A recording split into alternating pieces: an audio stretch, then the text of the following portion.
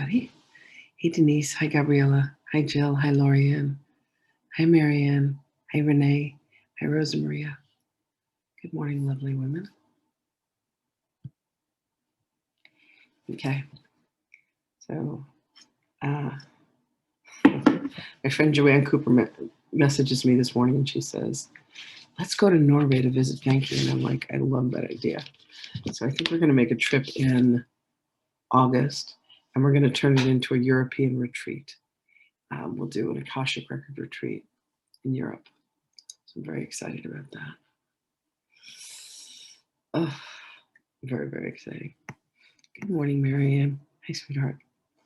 Okay, introduction to lesson 181 through 200.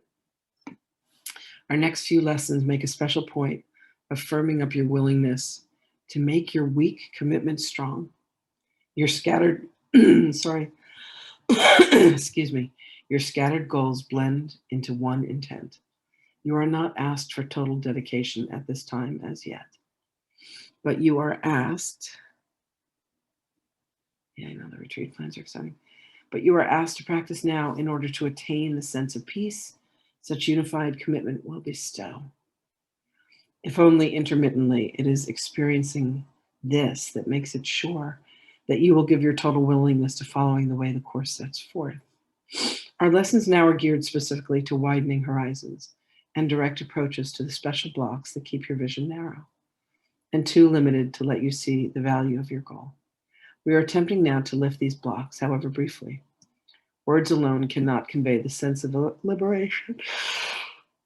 Oh, excuse me.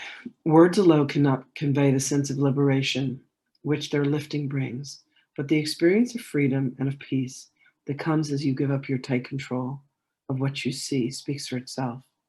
Your motivation will be so intensified that words become of little consequence. You will be sure of what you want and what is valueless. And so we start our journey beyond words by concentrating first on what impedes your progress still. Experience of what exists beyond defensiveness remains beyond achievement while it is denied. It may be there, but you cannot accept its presence. So we now attempt to go past all defenses for a little while each day. No more than this is asked, because no more than this is needed. It will be enough to guarantee the rest will come. Okay, so lesson 181. I trust my brothers who are one with me. Trusting your brothers is essential to establishing and holding up your faith in your ability to transcend doubt and lack of sure conviction in yourself. When you attack a brother, you proclaim that he is limited by what you have perceived in him. You do not look beyond his errors. Rather, they are magnified, becoming blocks to your awareness of the self that lies beyond your own mistakes and past his seeming sins as well as your own. Perception has a focus. It is this that gives consistency to what you see. Change but this focus, and what you behold will change accordingly. Your vision will now shift to give support to the intent which has replaced the one you held before. Remove your focus on your brother's sins, and you experience the peace in sinlessness. This faith receives its only sure support from what you see in others past their sins. For their mistakes, if focused upon, are witnesses to sins in you. And you will not transcend their light and see the stillness the sinlessness that lies beyond. Therefore, in practicing today, we first let all such little focuses give way to our greater need to let our sinlessness become apparent. We obstruct our minds that it is this we seek, and only this, for just a little while. We do not care about future goals, and what we saw in instant previous had no concern for us within this interval of time, wherein we practice changing our intent. We seek for innocence and nothing else. We seek for it with no concern but now. A major hazard to success has been involvement with your past and future goals. You've been quite preoccupied with how extremely different the goals this course is advocating are from those you held before. And you have also been dismayed by the depressing and restricting thoughts that, even if you should succeed, you will inevitably lose your way again. How could this matter? For the past is gone, and the future is but imagined.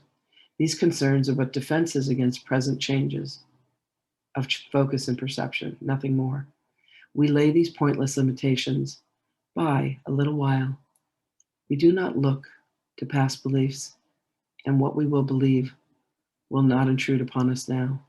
We enter in the time of practicing with one intent, to look upon the sinlessness within. We recognize that we have lost this goal if anger blocks our way in any form, and if a brother's sins occur to us, our narrow focus will restrict our sight and turn our eyes upon our own mistakes, which we will magnify and call our sins.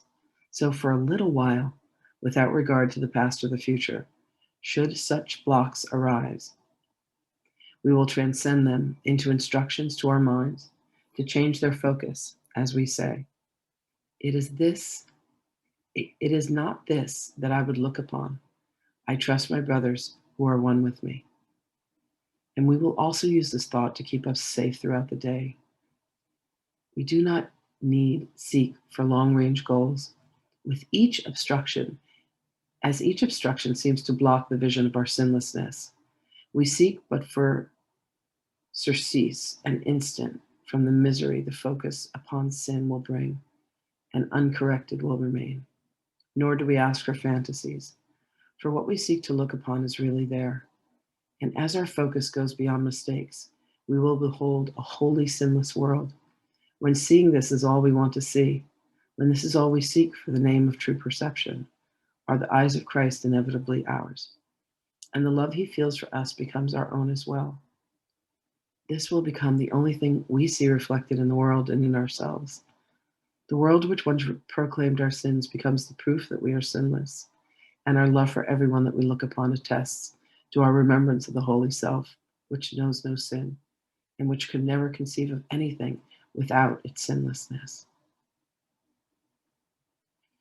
We and our love for everyone we look upon attests to our remembrance of the Holy Self, which knows no sin, and never could conceive of anything without its sinlessness. We seek for this remembrance as we turn our minds to practicing today. We look neither ahead nor backwards. We look straight into the present, and we give our trust to the experience we ask for now. Our sinlessness is but the will of God. This instant is our willing one with him. Lesson 181, I trust my brothers who are one with me. Okay.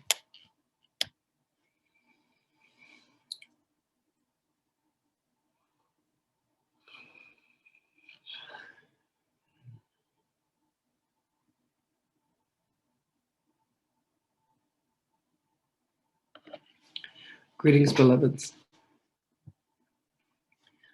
Beloveds, understand that having the mind of God and the will of God and the heart of God, as was our original creation, we are bestowed with the ability to create the very reality that we live within. When we focus upon the sins of another, when we say this person has done this wrong, this person has caused this harm, I have done this wrong, I have caused this harm. This is not the way that it should be. When we make these determinations, we begin to construct a reality around us in which everything seems wrong. We lose conscious contact with the will of God. We become immersed in a reality within a world, within a consciousness that lies to us. It says, this has betrayed us. Our bodies betray us. Our thoughts betray us. Our friends and our family betray us.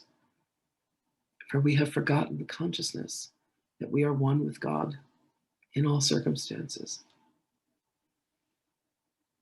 In our forgetfulness, we perceive this in another, that they too are the ones who have sinned. We look for what is wrong with people. We look for what is wrong in circumstances. Rather than looking to see the goodness, rather than looking to see the light, we look for the dark. It is much like one who walks into a room and needs to start adjusting all of the paintings that do not seem to be in perfect alignment and perfect symmetry. But beloveds, understand that you exist within the perfect symmetry of light and love that God is.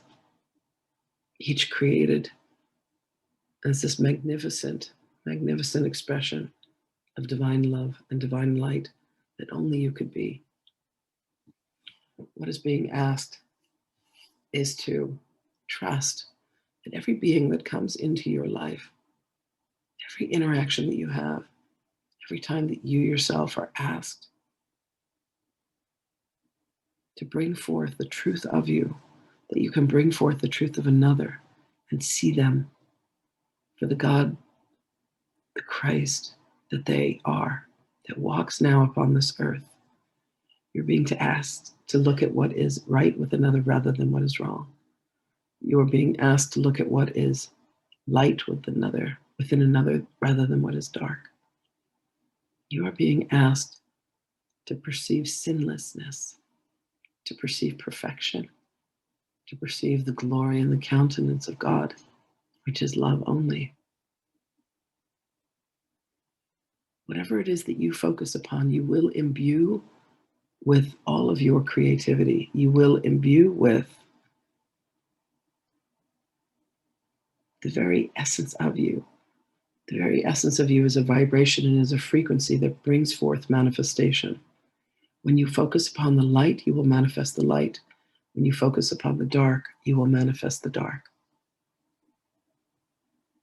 Allow yourselves, beloveds, to bring your alignment, to bring your consciousness, to focus only upon that which will engender and which will create more love.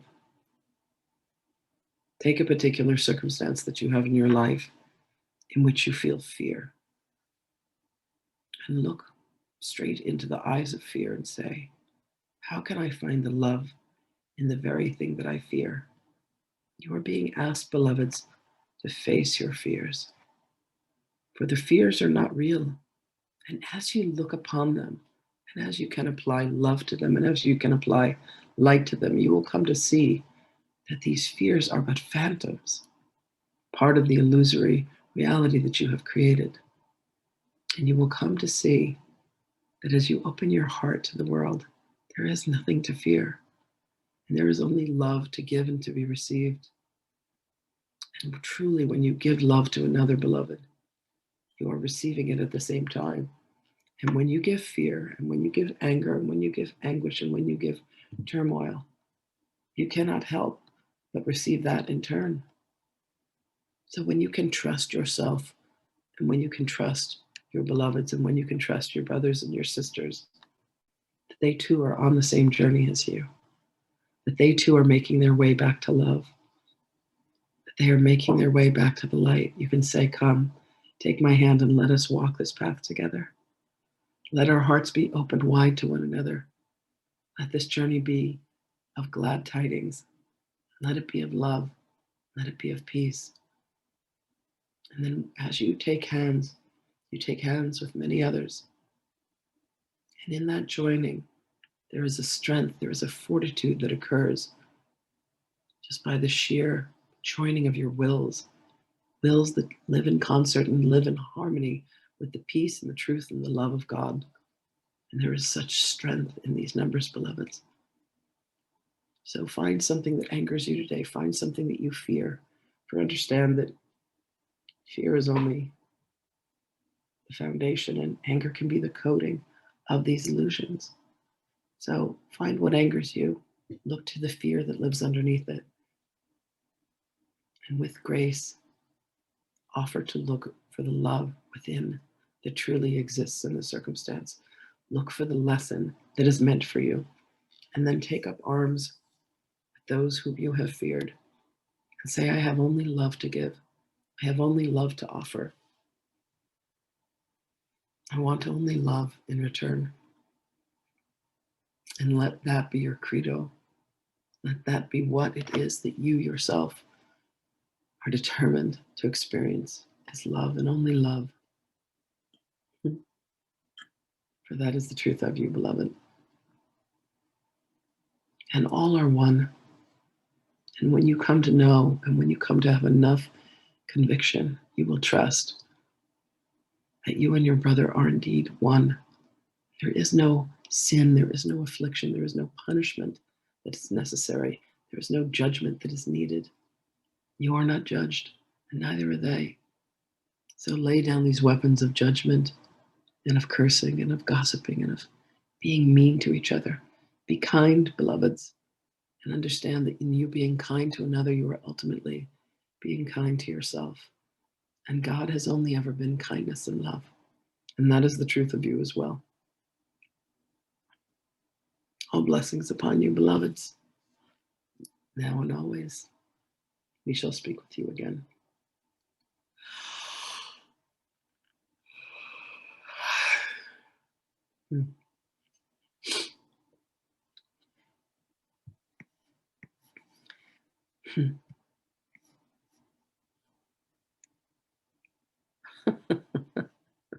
That's so funny, Kim. I know, I've done that painting alignment thing, you know. It's just looking out through eyes that say that things are not exactly as they are meant to be. Too funny. Well, you know, she knows exactly what to say. She's in there looking at your days and bringing forth evidence. That's very funny. Okay, my darlings, I love you all, and I will see you again tomorrow. Bye, everybody.